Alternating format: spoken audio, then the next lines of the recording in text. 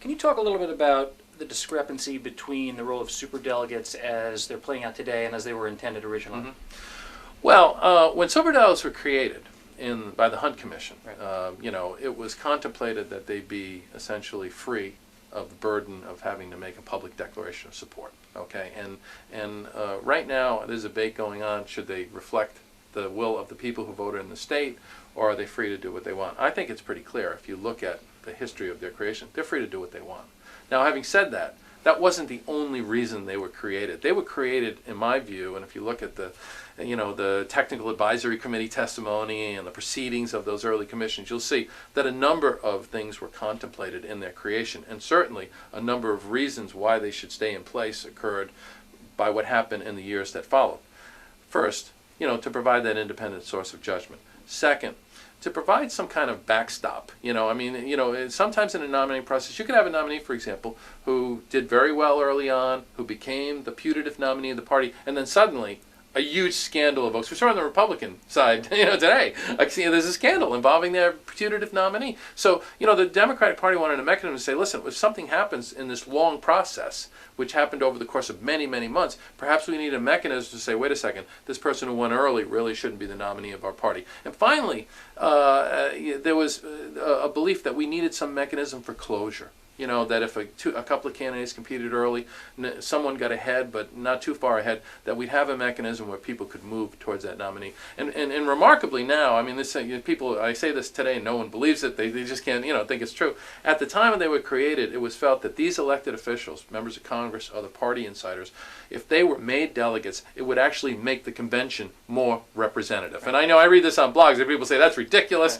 I dismiss it on its face. Well, the fact is that the reforms of the 70s were producing delegates who were very, very much activists within the party. And if you looked at those delegates and you looked at the floor of those conventions, it wasn't necessarily the mainstream right-center part of the Democratic Party. It was very much the left and far left of the Democratic Party. So for all these reasons, we created superdelegates, and at different points in time, they played different roles.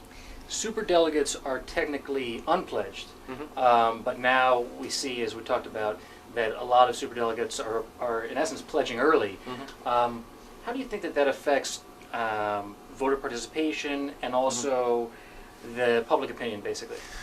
Well, I think, if I look at the number of superdelegates who pledged early, let's say before voters started voting, okay, and it seems to me a little more than 100 for Hillary Clinton, 50, 60 for other candidates, before anybody said anything in Iowa or New Hampshire.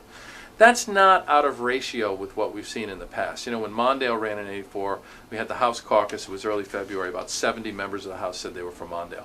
But the most of the superdelegates in 1984 and in subsequent years, and this year as well, really decided later, after most of the voting had occurred. We've already been through most of the primaries already now in this year's nominating process. So the superdelegates tend to move, a group of them move, maybe, 15, 20% of them move early on because they've got ties, allegiances, whatever reason they have, political calculation, state interest, whatever. They move towards a candidate. Then a group of them begin to move when the voting starts. They make an early decision that someone looks like the nominee. They want to help that person's campaign. We've seen that with Senator Kennedy, Senator Kerry, other people early in the process. Senator Bill Nelson in Florida for Hillary Clinton. So you have people who decide, listen, I'm going to do this for whatever reason in my state, or because of someone I have a long-term relationship with. But then you have a large group of superdelegates who basically say, I think I'll wait and see what happens here. And I think most of those people have done that. Most of them are still technically on the record uncommitted. And I think they're waiting to see, perhaps now after Wisconsin and what Obama's done, winning 10 in a row, some of them are ready. But I think probably most of them are going to say, okay, let's see what happens in Ohio and Texas.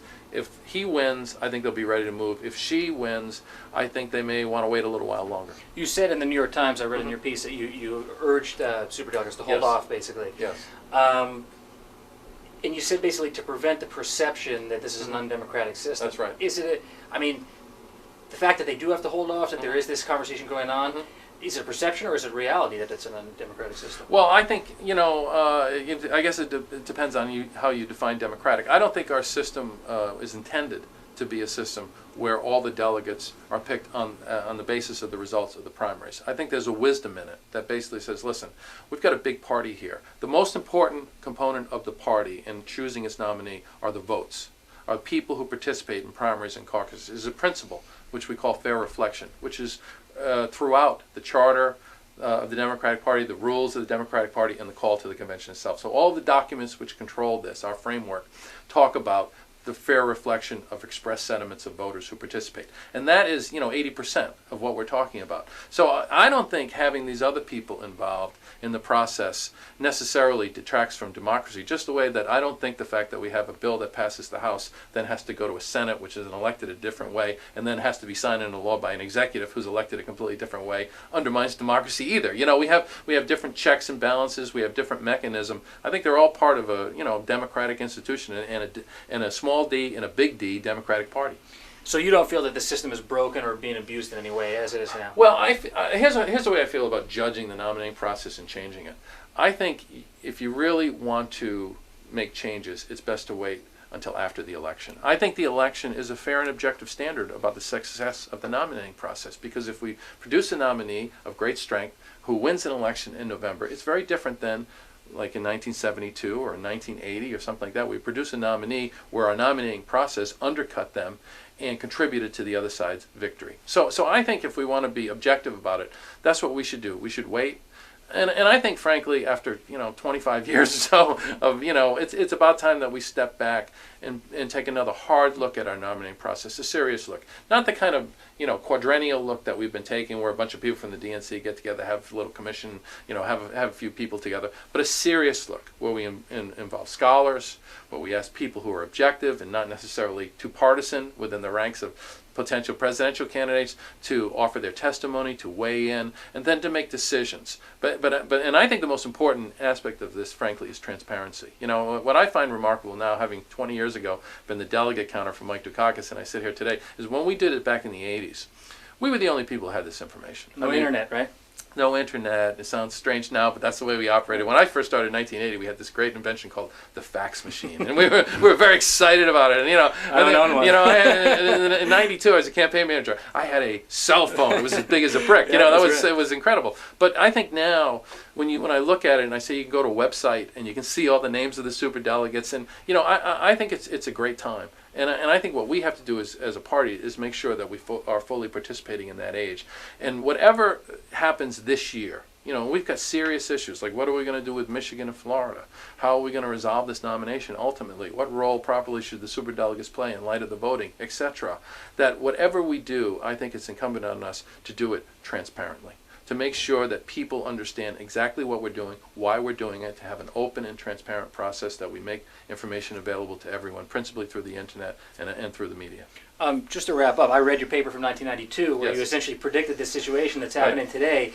Looking back on that, and the fact that we've ultimately come to this situation, personally, how does that make you feel? What do you think about that? Well, I was, I was teaching at Boston University at the time, and Tony Corrado, who I've known for many years, is still at Colby College and was teaching there as well.